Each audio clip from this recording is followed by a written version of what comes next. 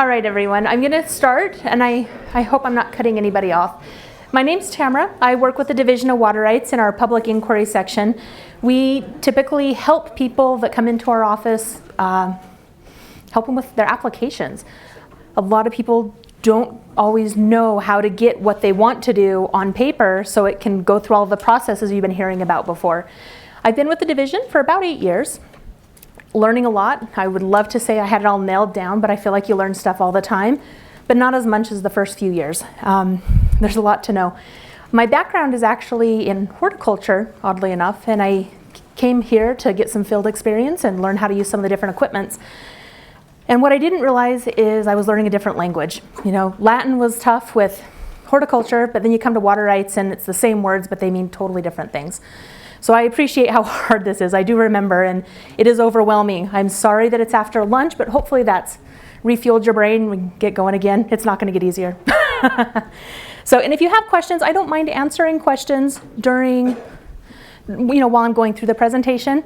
Sometimes I'm bad St. George at repeating the question, so don't feel free to stop me if you want me to repeat it. What the goal of my presentation is how do you take all of the information you have, put it in an application and file it so it's able to start going through that process of getting approved, going through that process. So what you need to know. These are the topics I'm actually going to go over. So what are the most common types of applications we see? How do we use the water right policy by area to kind of narrow down what we're going to do? How do we deal with the public land survey? That's tough. If you file applications often, it's not tough. But to come in and do 1 or 2 applications a year, people get stumped on that. Also, what's the difference between duty, diversion, how to do other calculations? There are going to be some calculations on the test. I'll point out which ones you could see, and there's a couple of really hard ones that you won't see, because I don't want you to stress out too much. And how to make an application map that is clear to the person you're presenting it to. And again, ask questions if you have them. If we get too bogged down with questions, I'll just have us stop and we'll wait to the end in case we have time, because I want to make sure I get through the content so you're prepared for the test. All right, so common applications. Now we've talked, some of the previous presenters have talked about them in general. I'm going to try to just tie it up so it makes a little sense in respects to why you do it. So there are things on every application you will see on everything. And it's also defined in statute, kind of what makes up a defined water right. The applicant's name, where we get a hold of them, although you'd be surprised at how often our information is really out of date because people don't always keep us updated. But you will see who we show as the last known owner that we're aware of. The source of water, where are you going to get the water from? What is the water? Where are you taking it? Is it a well? Is it a spring? Is it a stream? How much water? How fast are you going to take the water? And how much of that water are you going to be using? The point of diversion is the exact location where you're taking the water out of the natural source to be using it. So if you have a river, you divert out of it into a ditch, and then you take it from your ditch and put it out on your field, we don't necessarily care about that point on your ditch. We care about where it's coming out of the natural source. That's not always true, but for the most part. And how are you using the water? Is it irrigation? Is it home? Is it municipal use where it's used for a variety of things? Industrial, mining, a lot of different types of beneficial use. Place of use. Where is that beneficial use occurring? A lot of people think it's not that specific. I own 120 acres. Using water here, why can't I use it over there? We narrow it down more than that. Once you've submitted proof, it's very specific where that water use can occur. And when those changes to make things consistent, so you're on the up and up, that's what a change application would be for. I need to make a slight modification to the definition. Let's see, application map to identify the specific parcels on which the beneficial use will occur. We'll talk more about that when we get to the maps. Signature of all applicants and owners. This gets tricky. There are a lot of different types of applications. And if you're the owner, if it's me, my husband, my brother, my sister, and we're all owners, I can't do something without them. We all have to sign agreeing to it. That gets complicated when you've got people who are owners and they're not all alive anymore. That's when sometimes people get into a bind and they get stressed because they're in a time crunch. So the ownership really saves the applicants more time because our processes are pretty slow at times. And there's a filing fee that's been mentioned. There are a few applications that don't have a filing fee associated with them, but most do. All right, so the first type of application is the application to appropriate. Why would you do this? What does it do to our records? So if you're in an area where the water is not all accounted for, we allow you to make a new application. The I-15 corridor, that's pretty rough. But if you go out to like kind of west, so you've got West Desert, Faust, kind of to the Stockton area, you can appropriate Moab, some parts of eastern Utah. You know, if you buy a piece of ground and you're like, I want to retire out here, I'm going to build a house and this will be great. You could come into our office and say, I would like to start a brand new water right, hasn't existed up until it goes through this process for, 1 acre of irrigation for your yard and maybe a garden for a house and maybe some domestic livestock. That's a possibility in some areas. When you do that, it creates a new water right, and we create a file for it, and that's how we keep track of it. If you saw the file room, it's probably as big as this room. It's just a maze, tons of files. I have a lot of sympathy for doctors. Their file rooms are crazy too. So what we have on these is it creates the new water right. It hasn't existed up to this point. All areas have limitations on the amount of water that can be appropriated, and I will show you a little bit how you can determine those. And if you run into questions, people call us all the time. You can call us, we can answer some basic questions. We've walked people through. They'll be on their computer, we'll be on our computer, and we'll kind of talk you through so you can see some of the information you need. Applications to appropriate must be completed through the certification process by submission of proof or the application lapses. And so just to keep that really short, you file an application, goes through advertising, does it get approved? Oh, it did. We give you some time to complete the project. You show proof that you've completed it. We issue you a certificate. You're done. You don't need to talk to us forever if you don't want to, unless you want changes.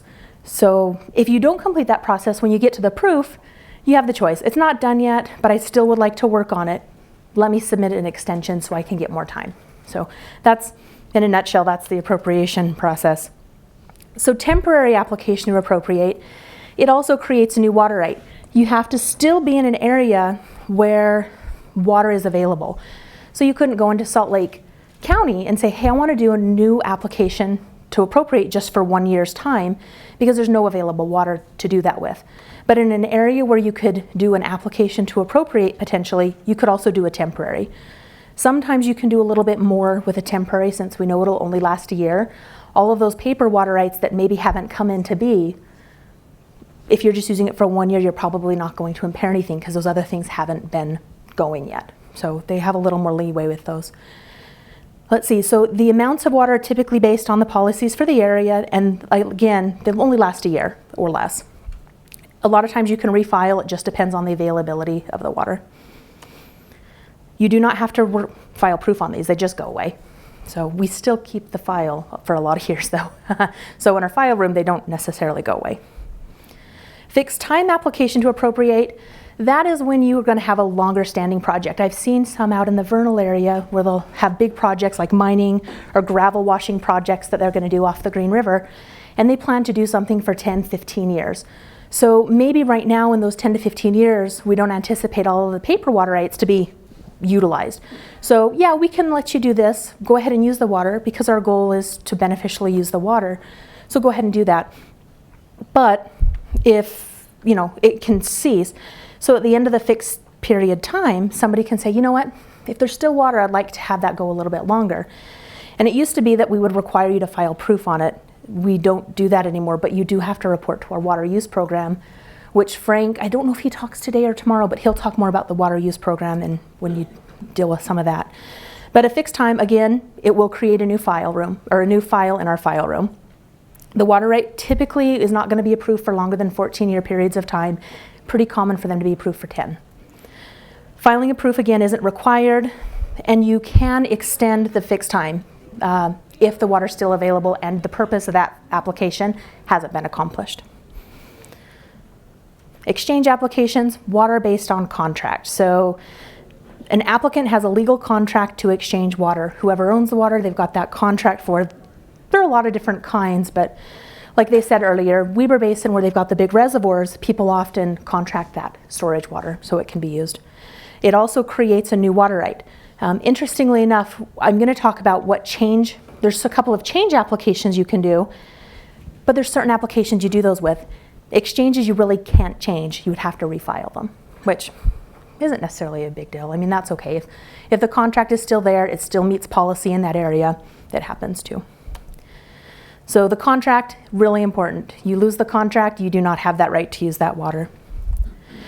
Exchange applicants are required to submit proof by the proof due date. So just like applications to appropriate, if it's approved, you will have a certain amount of time to develop it and submit proof.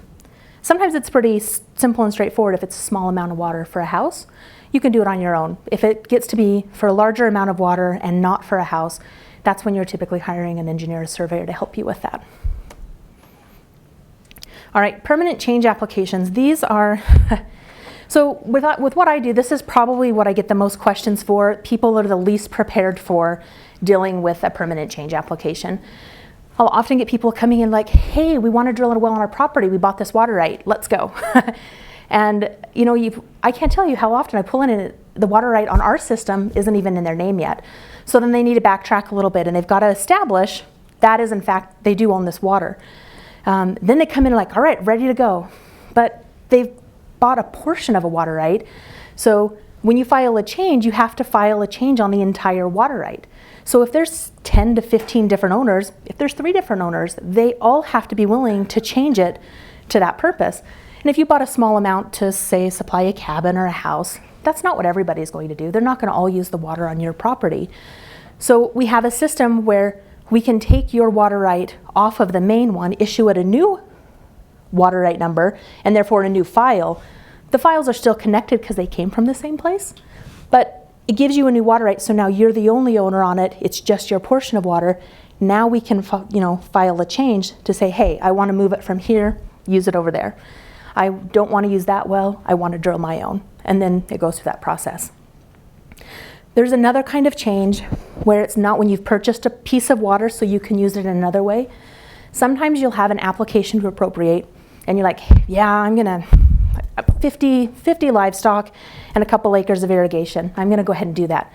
As you get going, you realize you're not going to do that much livestock. You're only going to maybe do 10. And maybe you decide that you want to make a change on the application you filed earlier, so you want to fix it. Change applications can always also work to change an earlier application, but you have to be careful. If it kind of depends where that base water right is.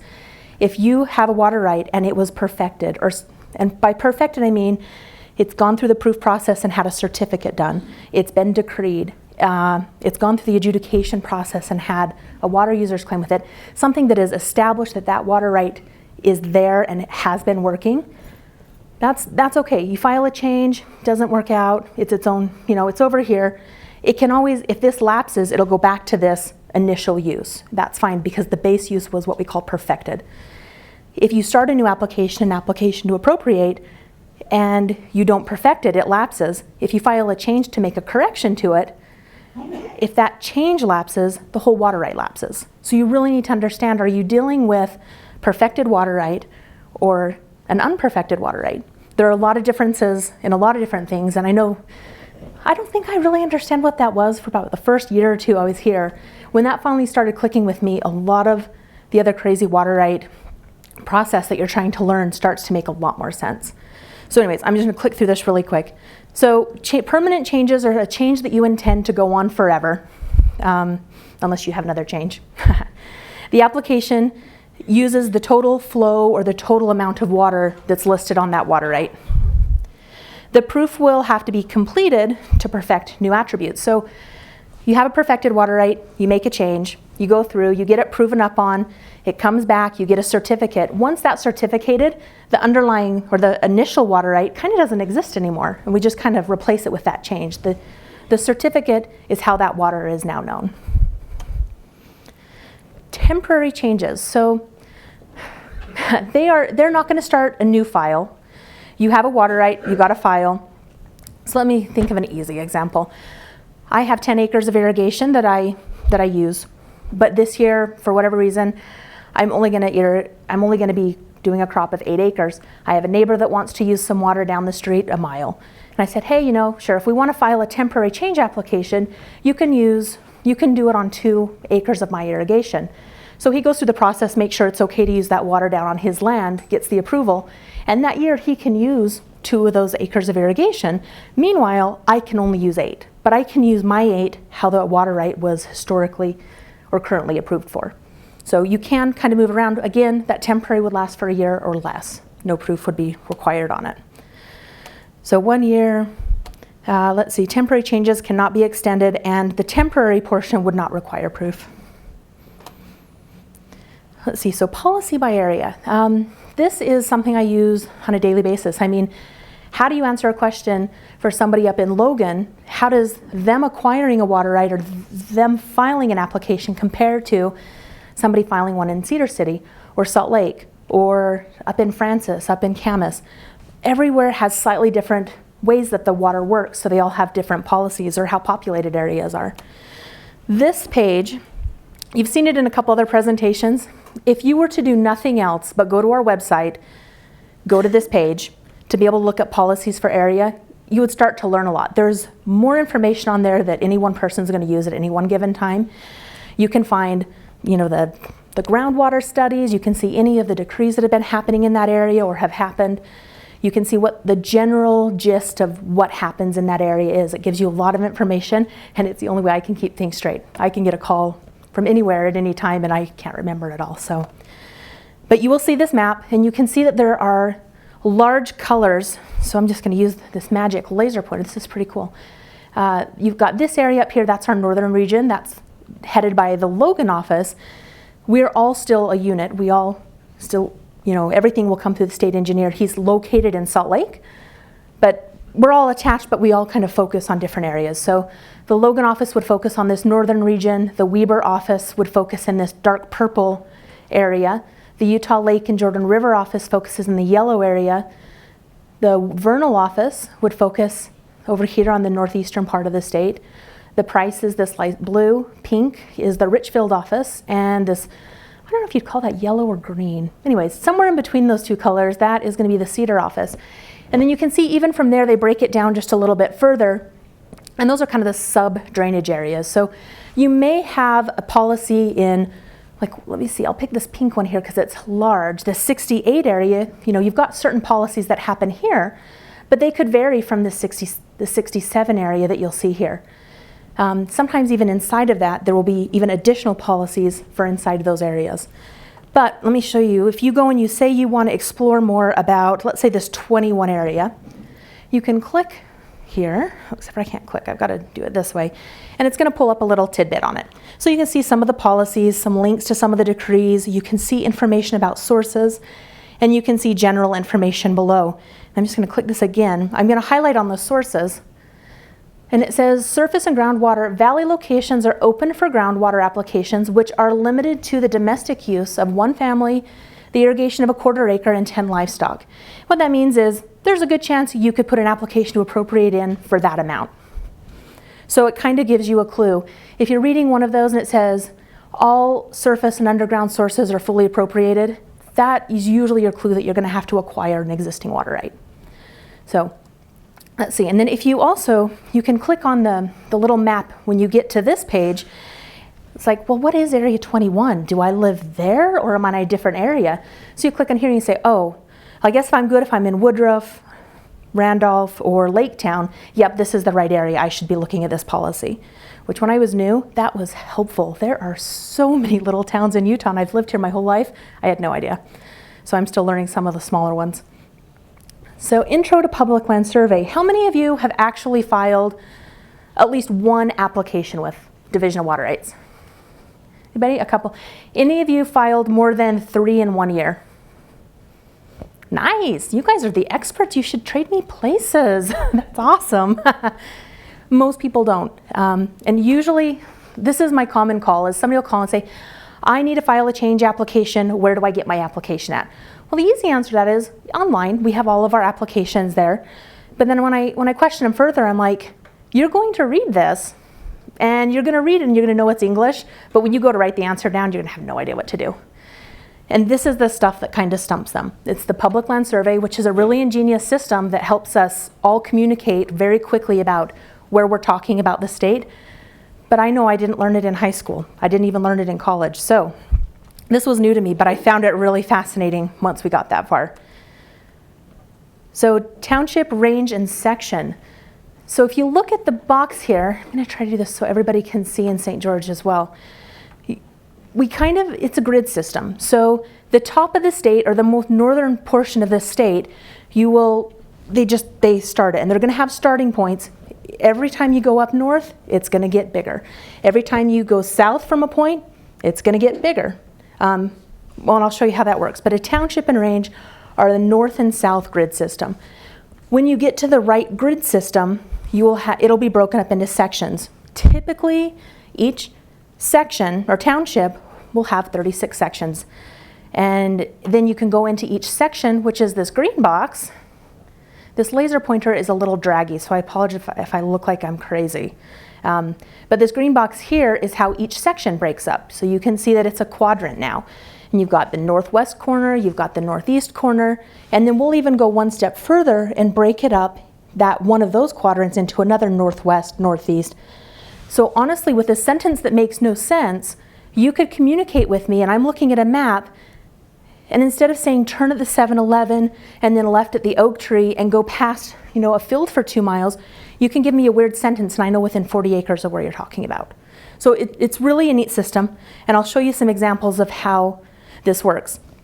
Not every township and range have perfect sections. You get to the mountains, you get to lakes, you get to rivers, they kind of mess up things a little bit.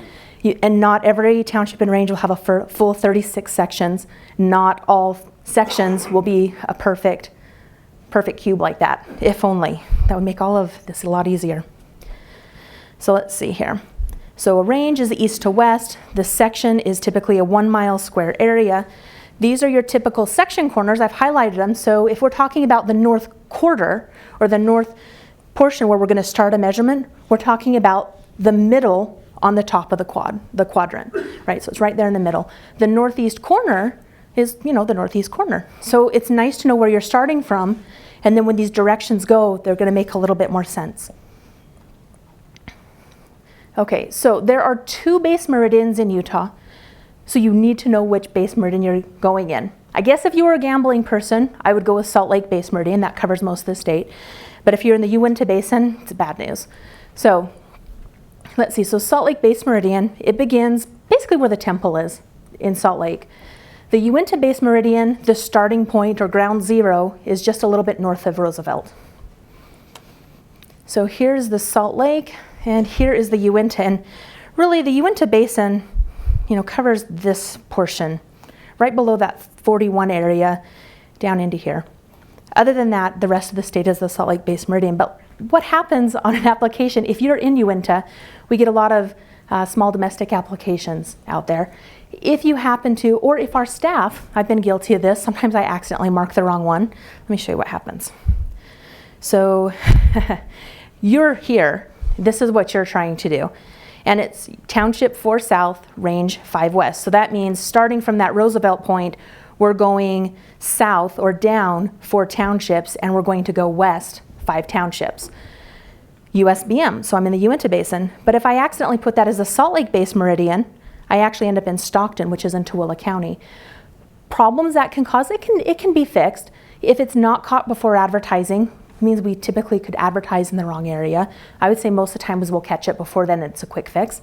But that can make your application take longer, and that's usually not what people want to hear. So you want to just be aware of those 2 areas if you're filing applications in Uinta.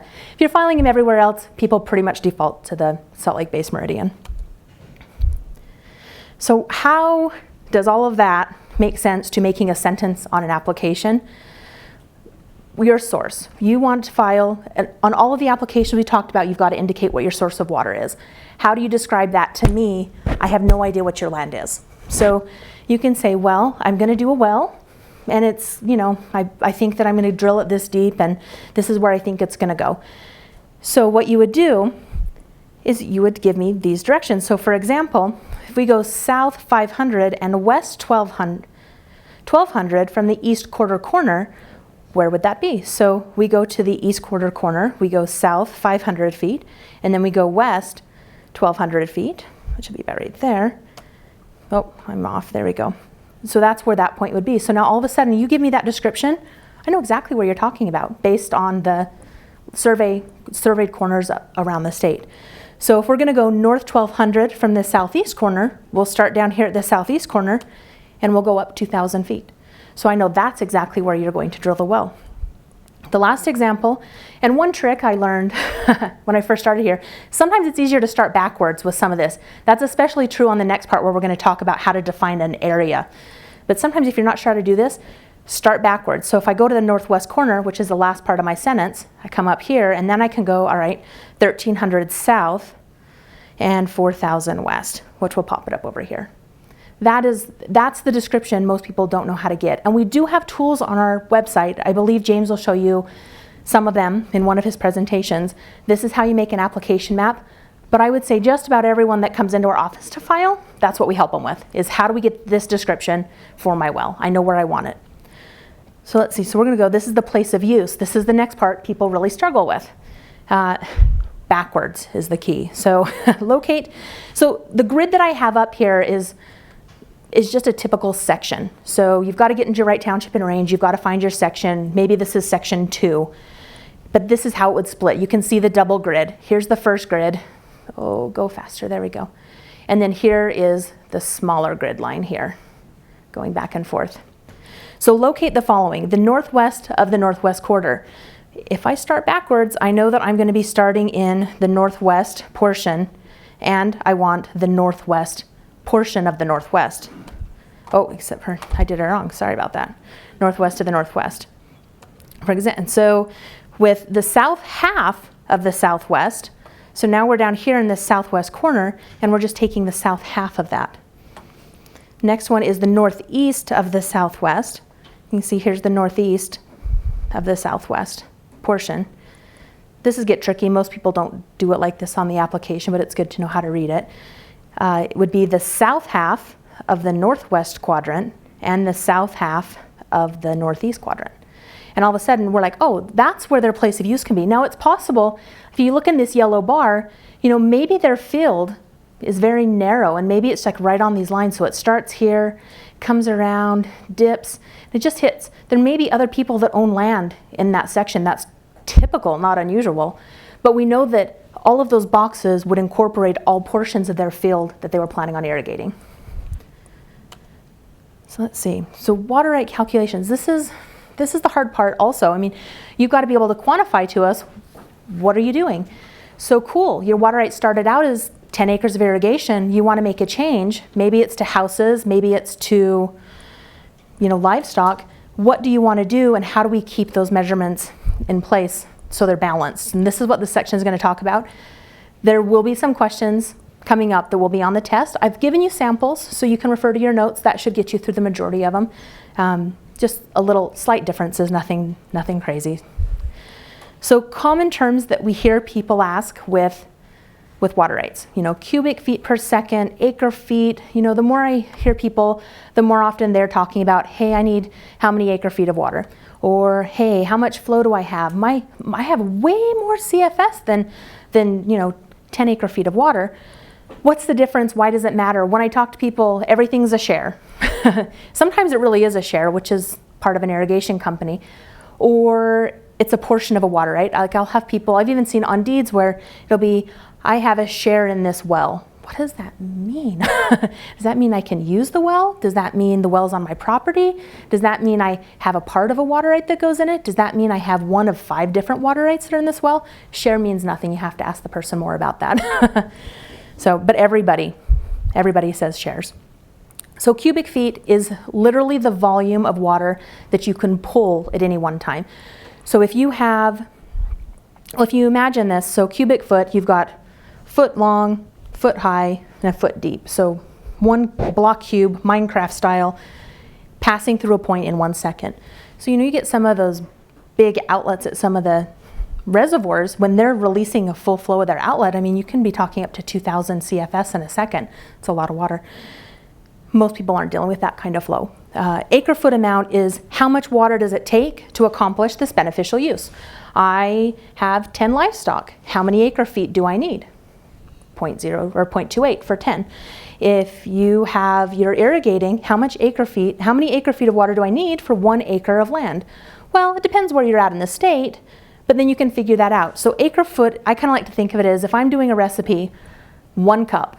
You know, it's just, everybody knows what 1 cup is. So acre foot, people typically know what an acre foot of water is. Water rights can be many acre feet to a small portion of an acre foot.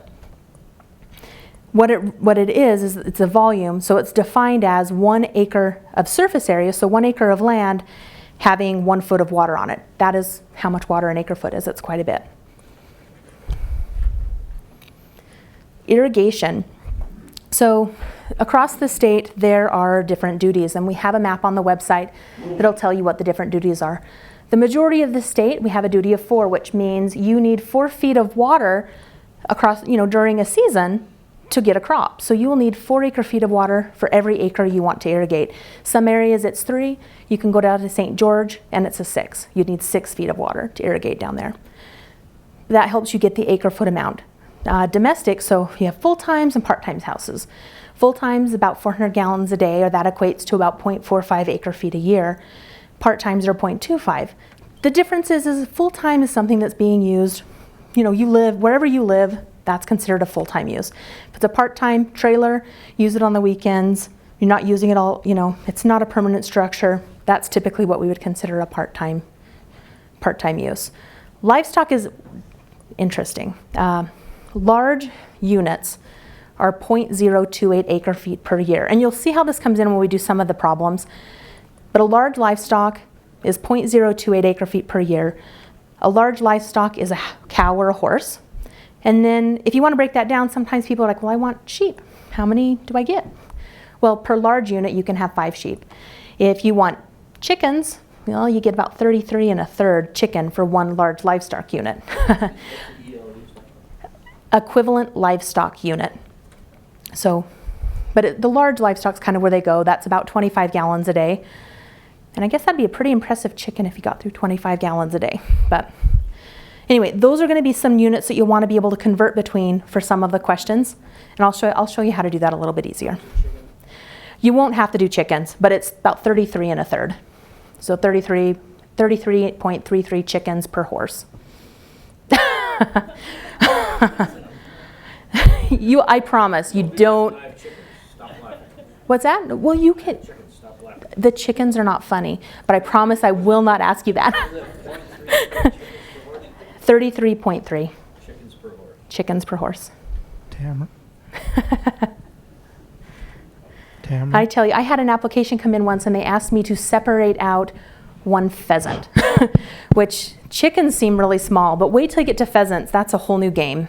So Tamara, I hope you don't. Yes? as you're answering questions, it'd be good to repeat Thank the you, question. Boyd. I always forget that. I'm so sorry, St. George. I will try to do better. His question was how many chickens would be equivalent to one livestock unit, or 1 horse or 1 cow? And the answer was 33 1/3, so 33.3 forever.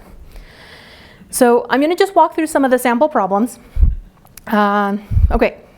A rancher wants to start a farm near Dugway, Utah. And I've put the area here because if you go to our forms online, you can see what the duties would be easy by that number. I think all the information is given to you on the test. You're not going to have to hunt and search too far.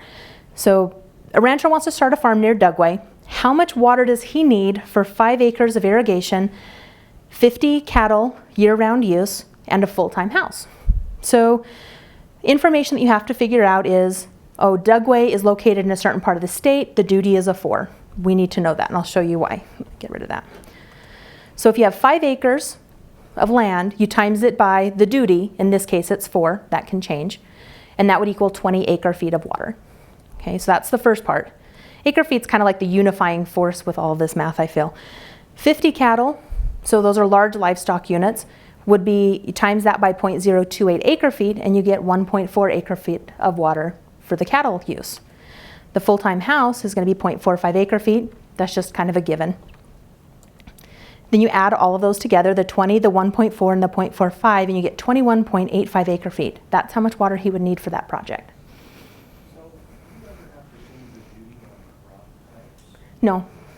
We basically assume that it is an alfalfa crop throughout the state. So and it's a question that comes up a lot. Sometimes people are like, well, what if I'm conserving more? Can I irrigate more? And the answer is no, because the beneficial use, in this case, his beneficial use is 5 acres. So he can be more conservative, and that's awesome, but it's not going to give him more water to use somewhere else.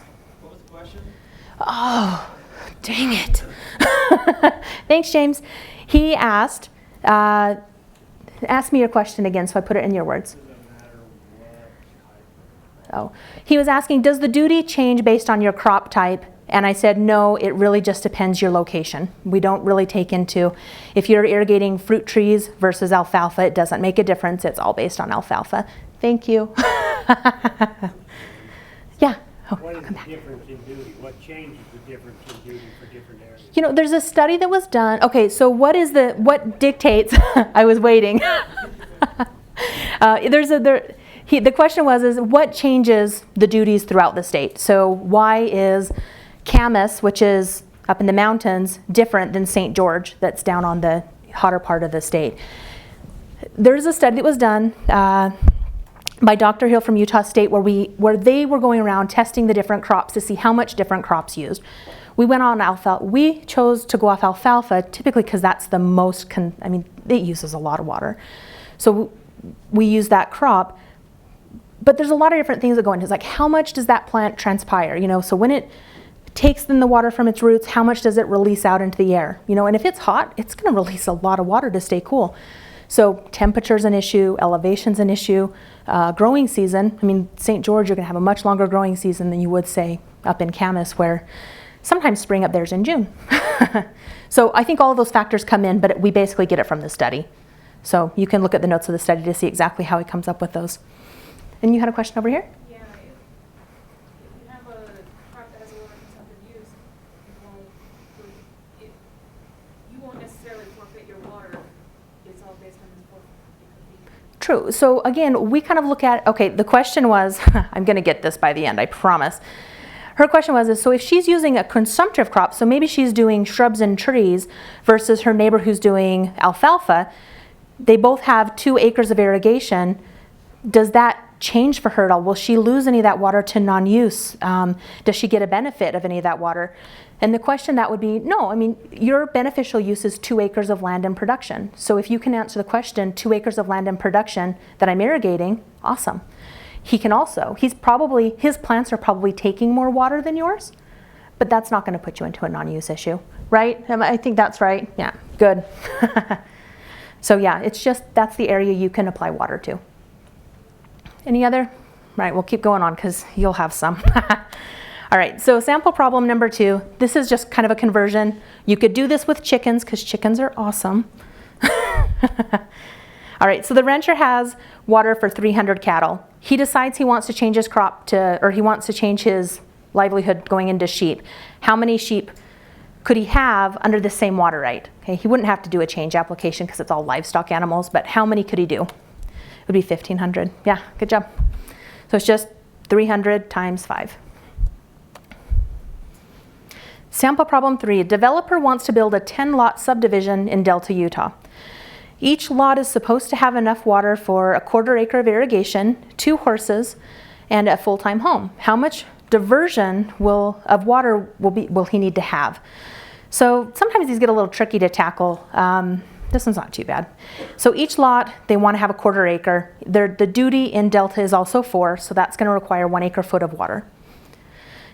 2 horses times the 0.028 equals 0.056 for the horses.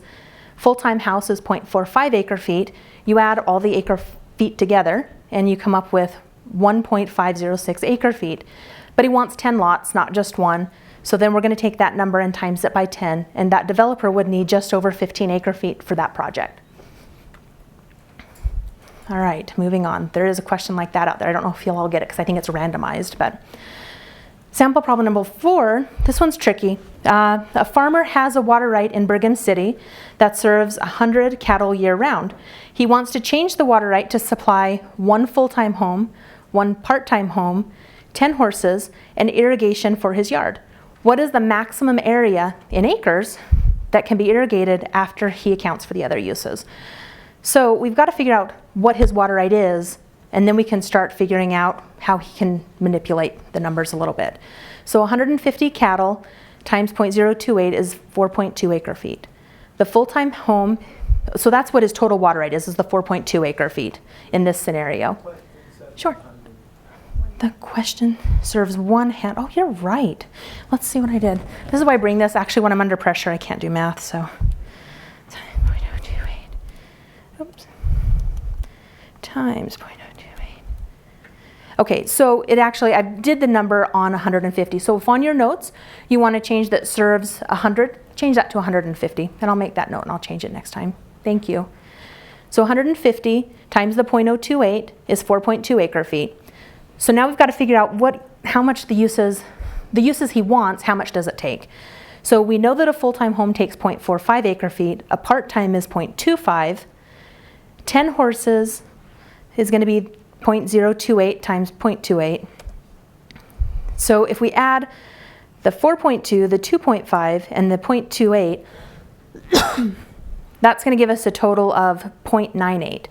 So we would subtract those uses from 4.2 and we're left with 3.22 acre feet.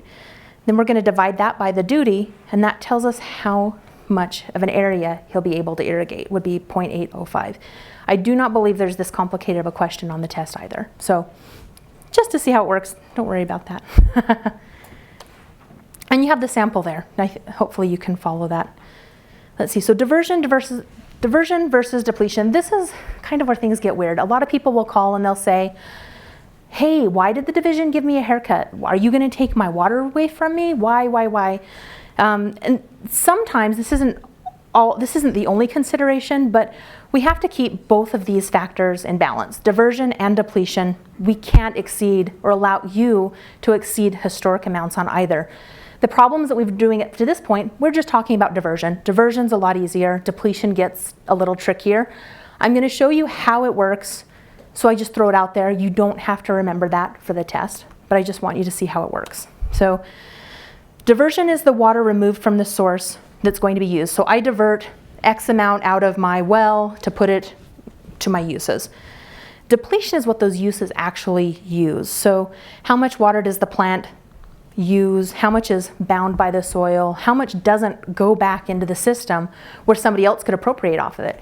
If you have a water right for 4 acre feet for irrigation, there's a good chance that 2 acre feet of that will go through the ground and somebody else could actually utilize that water. So what's taken out, nobody can use it, it's gone from the system. So when evaluating change applications in particular, the state engineer looks at the historic values for both diversion and depletion, and we can't enlarge either, which again is just one more thing that makes change applications kind of complicated. So let's see, so sample problem number 5. Water right owner has a water right for 3 acres of irrigation. The duty is 4 acre feet per acre. 4 feet per acre, sorry. He wants to change the use to include 50 cattle. How many acre feet of water will he be able to divert after the change? Assume the rate of depletion for irrigation is 53%. That number is, we use the study to get that particular number, the rate of depletion. Again, you don't have to do it. See, so first of all, we're going to establish what is the historic diversion and depletion of the initial water right, which is the 3 acres of irrigation. So we know it's times 4, so 12 acre feet is the diversion of that water right. So then we take the 12 acre feet, which is the diversion, times that by 53%, and we learn that in this area, 6.36 acre feet will not come back after it's used. So the proposed uses, so cattle, that's going to take 1.4 acre feet. None of that water comes back. Okay, so then we're going to say, all right, well, he's got the 6.3 acre feet is what our maximum depletion is. So now we're working off the depletion. We're going to take off the 1.4 acre feet because with the cattle, It's 100% consumptive. So we're just going to subtract that off. And we're left with 4.96 acre feet of depletion. Then we can divide that by the 53%, and that tells us how many acre feet we would potentially have left to divert when the irrigation is for 53%. That number does and can change from area to area. So you figure that part out, and you would be able to irrigate 2.34 acres of irrigation. Now I'm going to show you some other charts here that's talking about the same problem, just showing it a different way. So when we get to the end of this change application, when he started with this change application, he had 12 acre feet of water he can divert. With this application now, he can only divert 10.76. So a lot of times when the orders will go out, they're like, why did you take an acre foot and a quarter away from me? But we really weren't, and let me show you what was going on. So historic use, we figured out what that was. We figured out what the historic depletion was. Let me get that little dot off. Let's see, so the proposed uses, there's irrigation. 9.36 acre feet is at a 53% depletion would be 4.96 acre feet is gone. With the livestock, because they're 100% depletive, they're more depletive than the historic use was. So we have to account for that. What is their depletion? And we get the 6.36 total, which matches the heretofore. This is the heretofore depletion. This is the hereafter. It's not exceeded. But when you look at the diversion, it is less. They can't divert as much because one of the uses is more consumptive than it was historically. So I'm going to show this another way. If we didn't account for depletion, this is what it would look like. So again, historic use, this is the same. The proposed uses to keep, if the diversions were the same, so you've got 12 acre feet and 12 acre feet, you get more depletion here, and then, but you look at those two values, if nothing changed, they can deplete more. So the people who are still appropriating water, counting on a certain amount of water to come back in the system, there's less there for them now. And so you could potentially impair people down the road. So that's what they look at. The haircut sometimes can actually be a haircut, but there's usually reasons for it. This is a common misconception that's pretty accepted. So yeah, go ahead. Are you taking this as someone that's applying for a new water use permit? Usually this is not going to happen off of a new application, because that new application would come in an area where it's okay. We have enough, there's enough water for them to go out. Okay. But many of the water rights now are owned by people who don't have the same agricultural or husbandry methods that were used Sure. before. Sure. So is someone going to be able to come in and say, well, you're not irrigating as much land, and you don't have 50 cattle, so we need to take your water? Is that going to be Okay, so first off, so the question, I think, and I might have to have you clarify, his question is, how does this work? I'm assuming non-use is kind of the issue here for you, right? Well, sort of, yeah. I'm not using all the water for irrigation that I used to use. Right. That's why I buy more chickens, right? Sure, sure.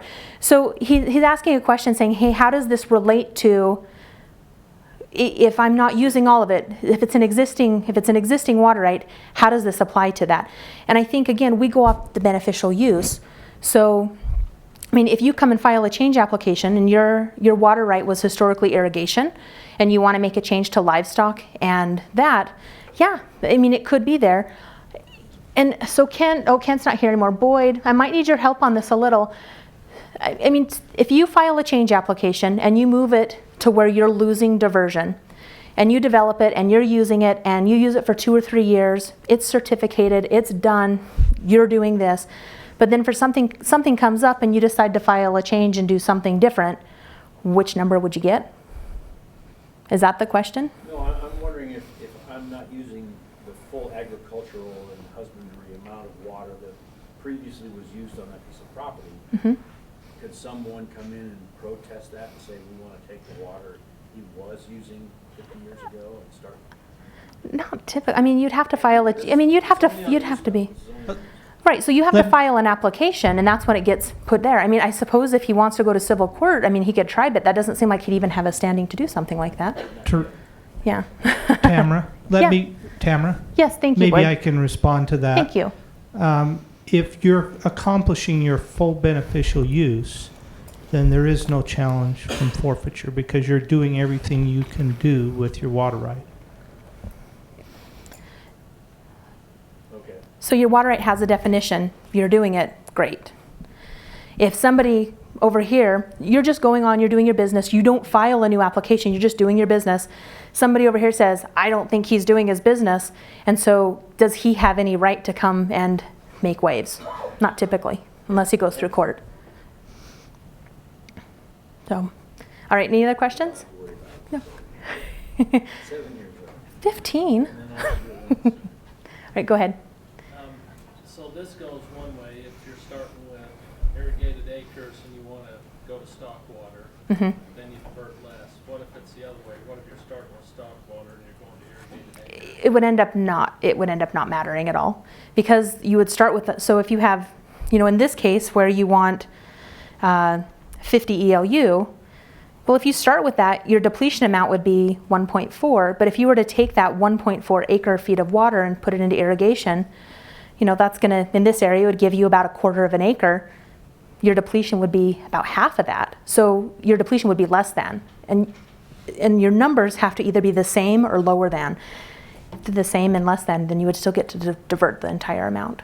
But you couldn't increase. You couldn't increase. No, you can't increase either number. All right, I'm going to move on. Okay, no, I'm not. Go ahead. So just one clarification on that. If I start out with irrigation Mhm. and then I switch to livestock, so I lose a little bit in my diversion. Correct. Oh, right. And then I want to go back to just irrigation. I can't go back to the previous amount. I have to stay with that lesser amount. So the question is if he wants to file a change and he starts with cattle and he goes to something else, there's not a loss, and that's fine. He works on that application, he gets it developed, and then he decides to go back, a few years after that, what happens?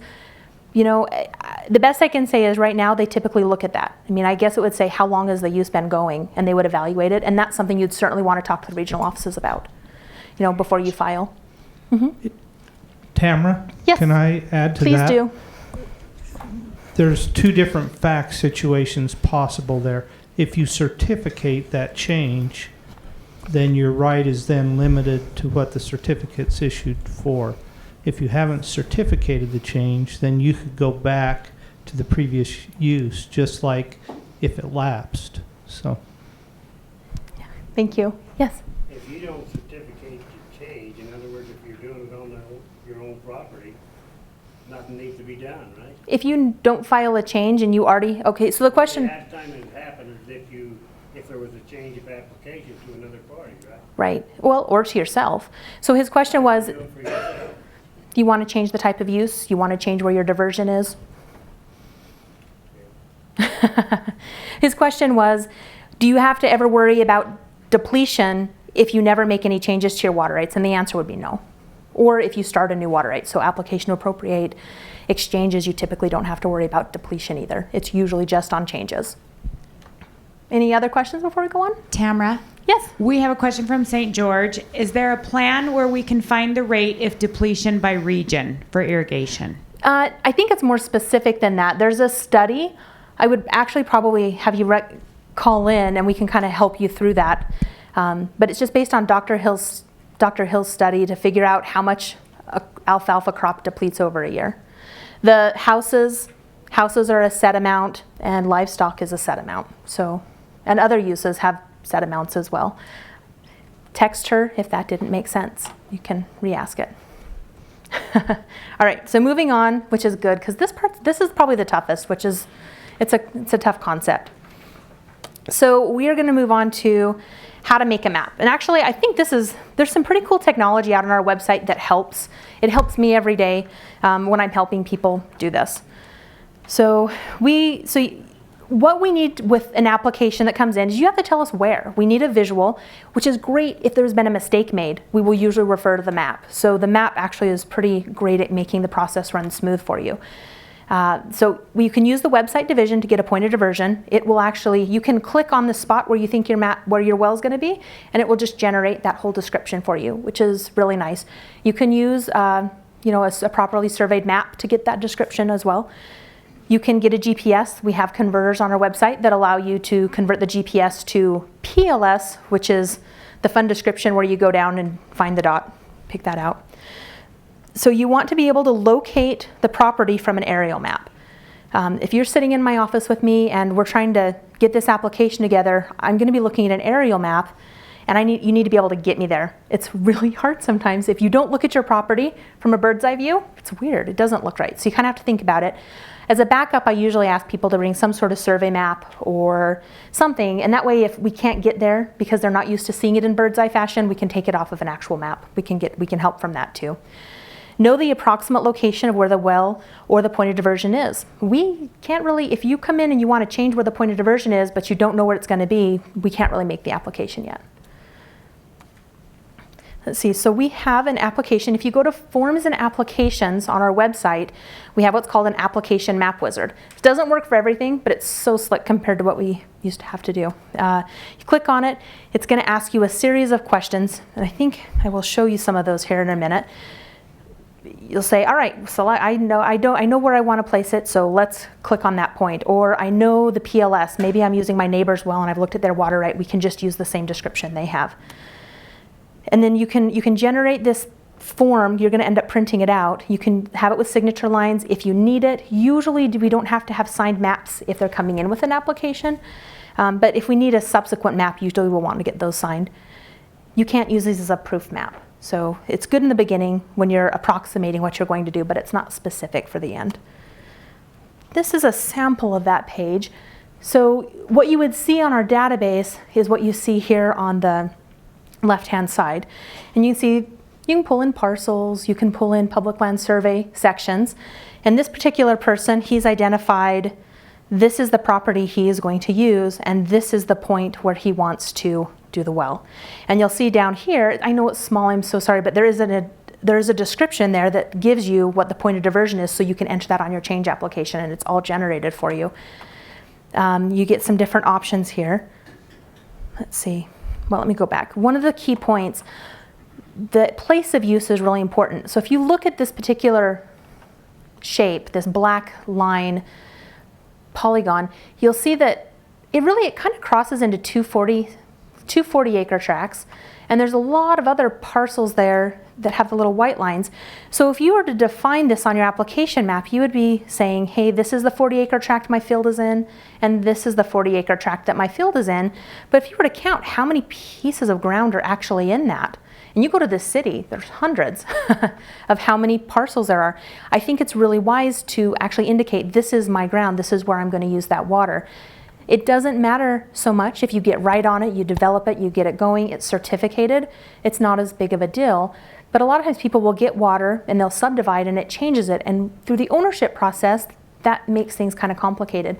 So being clear on an application map, this is the land I'm going to use this water on, can really save some headache down the road if what you do with the land changes. Sorry, this little mouse there. Okay, so then James is actually going to talk a lot more about the ESRI map. We get a lot of calls from realtors or other groups trying to figure out where water rights are, if there are water rights there. And we typically use our map search feature. And it's neat. You can pull in and you can see here, we're out to the section and township level. If I go forward one more, you can see this bend here in the Green River. I've just zoomed in. Now we can see an individual section, which is this red box. There are 16 of those red boxes in these sections over here. You can even see the 40 acre tracts that are within that section. You can change it from topo map, you can change the base map. We have different years of aerials. There's a lot of things you can do with researching. Let's see. So here, you can pull in the parcels. In some areas they have the parcel numbers, but we're not the county, so we don't always have the most up-to-date information, but it's a good place to start.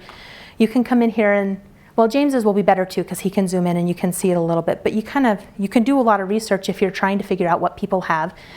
It's best to know where your point of diversion is when you're using this tool, but you can get a lot that way. So summary and wrap up. The goal that I was trying to accomplish was to help you, how do you actually get these applications so you can complete them and get them to us? You need to know some basics about what your water right is, and you need to know what you want to do with it. There are common things that are there. All owners need to sign the applications. Some of the points place of use, points of diversion, that's kind of hard to come up with. We can help you. We help people over the phone. We help them in our office. If you have experience with it already, that's awesome. Basic water right calculations. How do you go from one use to another use? What is diversion and depletion? And then how do you make a map that goes with that application? And that's the packet that comes into us, and we review hundreds of those every year. So any other questions to follow up with? St. George? All right, if you have a window, you'll have between changing speakers to ask that. So awesome. Well, thanks, you guys. Have a good afternoon. Tamara, Good luck. Oh, yeah, go ahead. Can I add one thing? Sure. That we didn't cover? Yeah. Tamara works in our public inquiry section and helps people fill out these applications, as she mentioned. There was some concern by some people that we wouldn't help everyone in our office, so the statute was actually amended last year, and it specifically says that any person can come to our office and consult on a change application, and our policy's always been on any application before you file it. So if you want help, you can come to our office and you're entitled to get help. Anyone is. If you want to talk about the details and you're not sure if the public inquiry person has the whole story, you can ask for the regional engineer to consult with them, or even the state engineer if it's a particularly difficult question. You're entitled to that. So Now, but I feel like we answer a lot of questions, and it's hard because sometimes it's like, well, we don't want to tell you what to do because it's not our application, but we certainly want to help you if you need help, and we will do our best within our means, and I think we do try to do that. So yeah, it's important that you do that before you file the application.